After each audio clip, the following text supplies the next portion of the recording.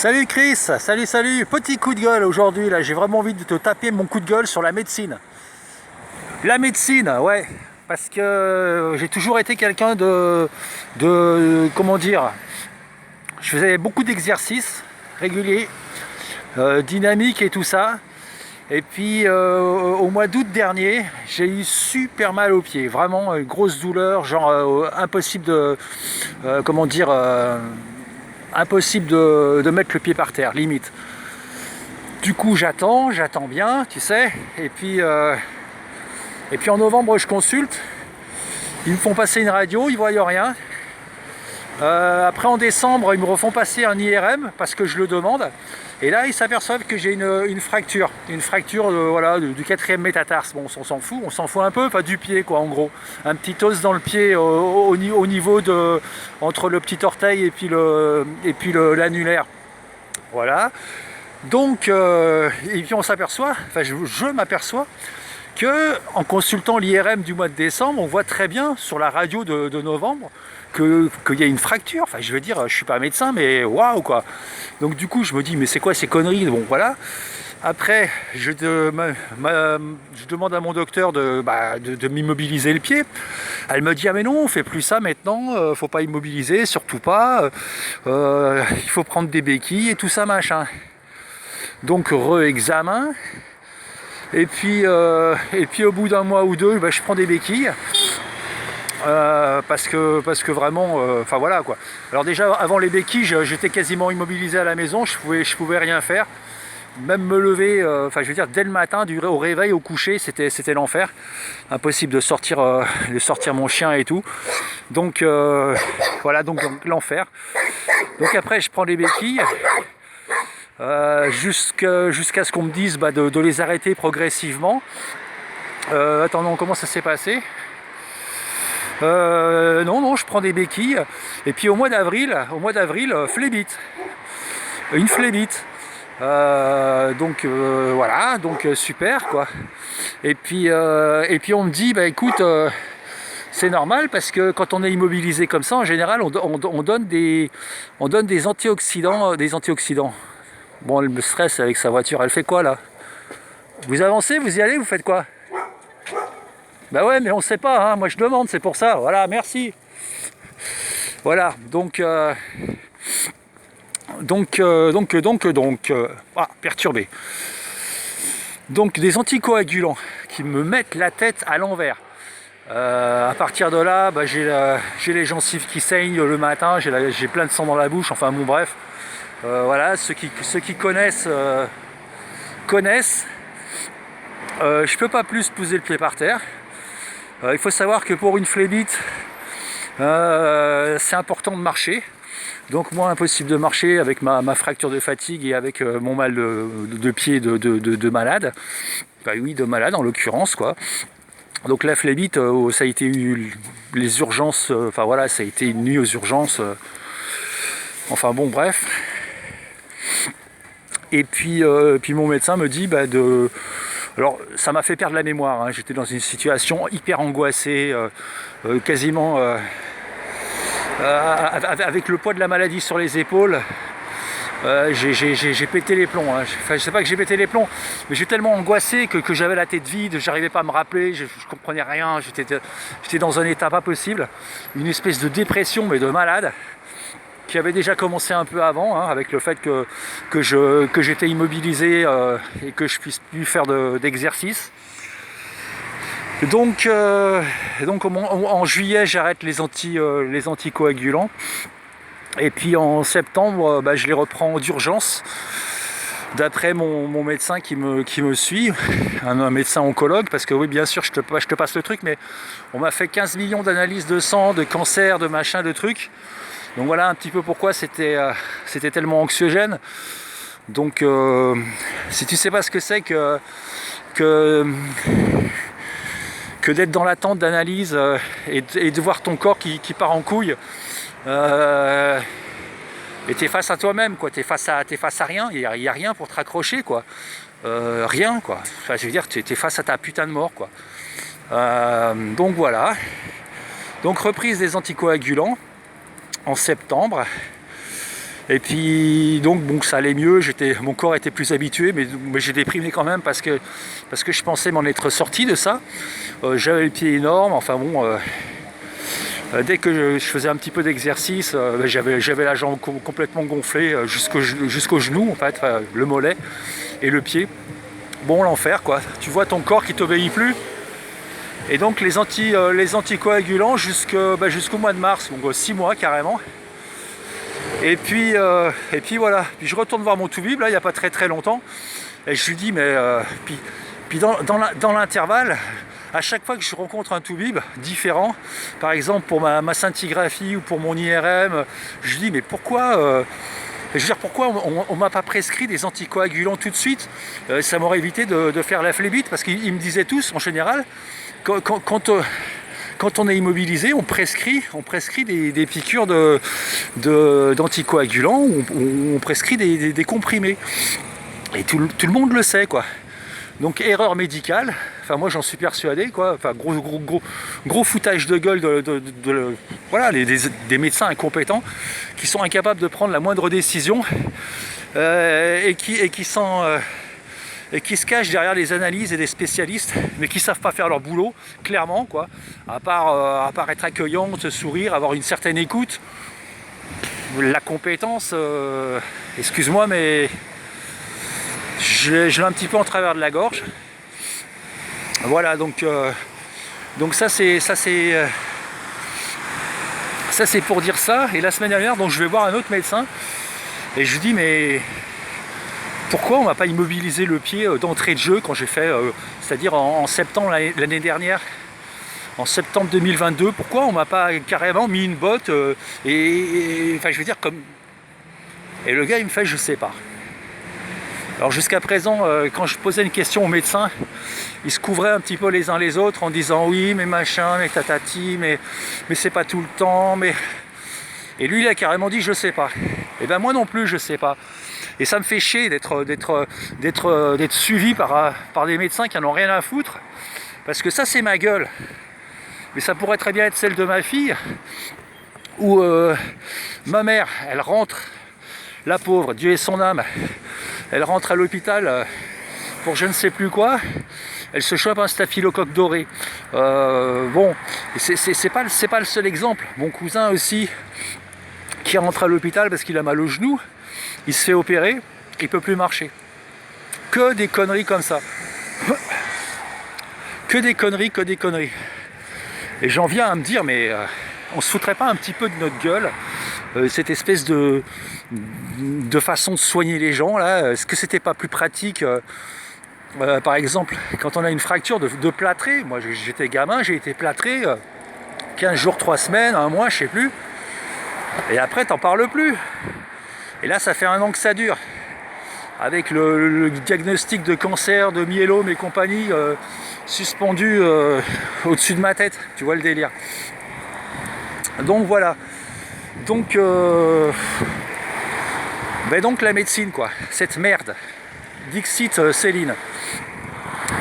Dans Mort à crédit, voilà. Ouais, donc j'en ai marre de me faire soigner par des enfoirés qui connaissent rien, et puis qui aggravent les choses, parce que là pour moi c'est pas fini, et j'ai l'impression que je suis rentré dans une spirale qui ne finira jamais quoi. Et voilà, mon père ça fait 20 ans qu'il est sous anticoagulant, il a des vertiges, il comprend pas pourquoi. Moi quand j'ai commencé à prendre des anticoagulants, j'avais que des vertiges. Je lui ai dit, tes vertiges, ils viennent des anticoagulants. Du Xarelto, en l'occurrence, 20 mg. Il m'a dit, mais non, mais j'ai toujours eu des vertiges. Je lui ai dit, ça a commencé quand? Et finalement, en réfléchissant, il s'est aperçu qu'il avait commencé à avoir des vertiges à partir du moment où il a commencé à prendre de ce comprimé-là, du Xarelto. Voilà. Alors après, j'ai regardé sur Internet, Xarelto, critique, avis, machin. Bon, après, sur Internet, tu trouves tout ce que tu veux aussi, quoi. C'est pas forcément là que tu vas trouver la vérité, tu vas trouver des vérités, comme celle que je suis en train de t'énoncer, qui en est une parmi tant d'autres, parce que la médecine aussi ça fonctionne bien. Tu vois, j'ai ma tante qui est rentrée il y a 1 mois pour un changement de valve cardiaque. Ils ont fait une super opération d'enfer. Ils ont fait vraiment quelque chose de bien. Voilà, elle s'est réveillée, elle était toute désorientée. Et puis maintenant, ça lui a déclenché, je sais pas trop, une espèce de désorientation qui a l'air d'aller un petit peu mieux, mais bon, elle est vieille. Et on se demandait à un moment donné si c'était pas la maladie d'Alzheimer. Voilà, donc je sais pas, moi j'en ai marre de cette médecine de boucher en fait. Quand j'étais gamin, j'avais vu un reportage sur la Chine où soi-disant c'est un pays où les médecins tu les payes pour aller bien en fait. Tu les payes pas une fois que tu es malade. Tu vois le délire. Et tu vas voir ton médecin il te sculpte, il te prend le pouls, et puis comment dire, et puis tu le payes pour aller bien. Et dès que tu es malade, tu le payes plus. Voilà, et ça veut dire que c'est un mauvais médecin, et c'est à lui de te soigner, gratos quoi. Moi je trouve que le concept est pas mal.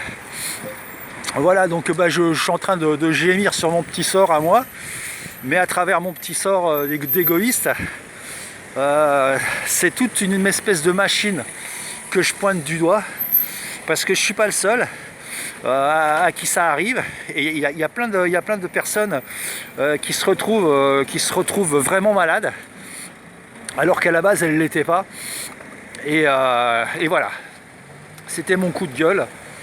Putain, il y a du monde et c'est pollué, oh la vache. C'est vraiment pollué, hein. Heureusement qu'il y a le Covid pour se faire empêcher de respirer. Sinon ça serait dommage. Voilà, donc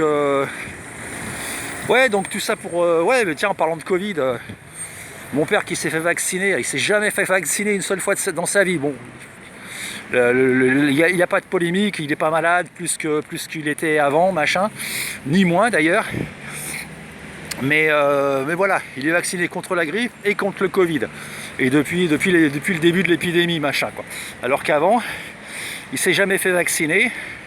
Il prenait de l'homéopathie et ça allait très très bien. Et sa copine qui a quelques années plus jeune que lui, donc elle a 78, elle s'est jamais fait vacciner et puis elle refuse complètement la vaccination, et elle va voir 2 fois par an un naturopathe qui la complémente, et ça va très bien. Elle a vraiment la patate. Elle a vraiment la patate. Donc voilà. Donc mon père qui se fait vacciner contre la grippe et contre le Covid à chaque fois. Et j'ai un de mes oncles et mes tantes et mes cousins et tout ça aussi qui se font vacciner contre la grippe et contre le Covid. Mais le délire, c'est qu'ils attrapent quand même la grippe et le Covid. Alors je dis, mais c'est quoi l'intérêt de se faire vacciner si ça t'empêche pas d'attraper la maladie? Tu vois, et quand je fais des audios sur la libre pensée et sur pense par toi-même, comment tu vas te faire vacciner avec un vaccin qui t'empêche pas de choper la maladie? C'est quoi le délire? Explique-moi. Tu vas te taper tous les effets négatifs potentiels, avérés ou fantasmés, et puis finalement ça t'empêche pas de choper le Covid ou la maladie ou la grippe ou je ne sais quoi, tu vois.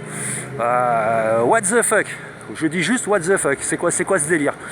Ben voilà, c'est un délire quoi. Ça veut dire et le problème avec la santé, c'est que c'est la tienne, c'est ta santé, tu es responsable de ton corps. Et si tu te laisses polluer par des espèces de salopards qui en ont rien à foutre de ta santé, parce que toi tu es juste un numéro de sécu, tu es juste une ligne de plus sur leur livret de compte pour se faire de la thune et du bénéf, et pour vendre des médocs que eux ils doivent prescrire. Parce que c'est leur boulot de prescrire, ils sont un peu VRP. Le médecin maintenant c'est un VRP, un putain de VRP des labos pharmaceutiques. Et donc c'est à toi de prendre les choses en main. Et c'est important parce qu'une fois que ta santé, tu l'as plus, t'es baisé. T'es baisé. Tu vois ce que je veux dire? T'es baisé quoi. Donc c'est important de faire attention à soi. C'est important de voir tout ce qui peut éventuellement poser des problèmes en termes de santé, d'alimentation, de sédentarité, de pollution psychique aussi, avec les écrans, tout ça, tous ces trucs-là, le stress, l'agitation, le manque d'oxygénation du corps aussi, ça c'est important de bien oxygéner le corps. Enfin bon, j'ai déjà dit dans des audios. Bon, c'est tout ce que je voulais dire. Je voulais dire que tu es responsable de ta santé et que le jour où tu crèves, tu es tout seul à crever, mon pote. Tu es tout seul à crever avec tes regrets et puis avec ta souffrance. C'est tout ce que je voulais dire. Et on en est tous là. Mais ce que je veux dire, c'est bien de crever en bonne santé, quoi. Et pas assommé par des médocs ou rendu encore plus malade parce qu'il y a des mecs qui n'ont pas compris ce que c'était que de la médecine, en fait. Ouais, la médecine, moi, dans mon petit esprit naïf, pour moi, un médecin, c'est quelqu'un qui traverse des pathologies et qui sait ce que c'est que d'être malade et qui aide les gens à suivre le même processus que lui-même a suivi. Je ne sais pas si tu suis ma pensée. C'est pas quelqu'un qui te case dans une catégorie en disant symptômes égale case, pathologie, égale traitement, médicament, machin. Non, c'est pas ça la médecine. La médecine pour moi, c'est la prise en charge de l'individu au complet. L'individu au complet, avec son histoire. On est tous différents, on a tous des histoires différentes, on a tous des pathologies différentes. Étant donné que l'histoire vient interférer sur la pathologie, étant donné que la pathologie c'est une histoire qui est mal digérée la plupart du temps, mal digérée ou mal vécue, enfin bon, l'histoire et la pathologie, j'aimerais bien qu'on fasse des études là-dessus parce que ça me semble intéressant et ça me semble crucial même.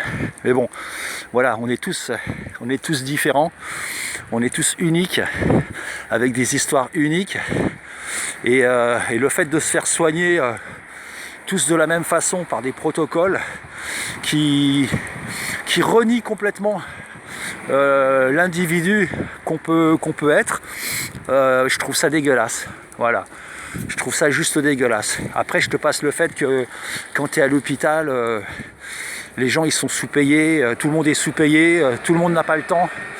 Enfin, tout le monde n'a pas le temps, quoi. Ça veut dire que tu es soigné à la chaîne, quoi, comme du bétail, quoi, comme un putain de bétail, comme dans une putain d'usine, quoi.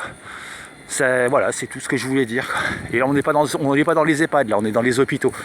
Les EHPAD, c'est encore un autre délire. Bref, je veux pas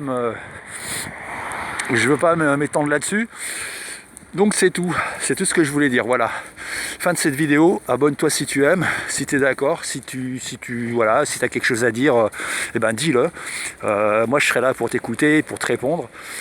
J'essaierai de le faire au mieux. Dans le cadre de mes compétences aussi. Moi, ce que je te livre, c'est ma vision à moi, c'est mon ressenti profond et mon histoire aussi que je t'ai raconté. Voilà, c'est tout. J'ai rien à vendre. Je suis pas dans un délire complotiste ou machin quoi. Je suis dans un délire. J'ai les yeux ouverts et putain ça brûle. Voilà, c'est tout. Allez. Écoute, prends soin de ta santé, prends soin de toi. Et puis je te fais des bisous. Je te dis à plus. Allez, ciao.